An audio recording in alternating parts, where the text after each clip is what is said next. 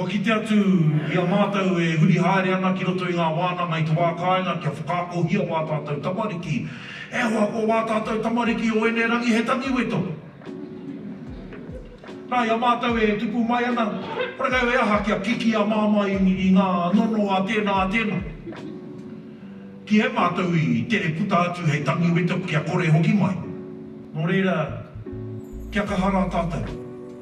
Kia aki wā tātou tamariki ki roto i te aroha, ki roto anoho ki te wera. Kia wakamātautau hia e te ao i tō tātou, i o tātou mukopuna tamariki. Me he mea ka roa rawa te noho ki roto i a mōtatau kia mōtatau ana ke ngā whakaaro.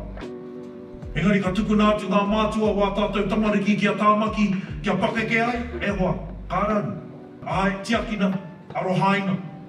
Engari, ka wea ware, me whakamātautau hia wā tātou tamariki mokopuna.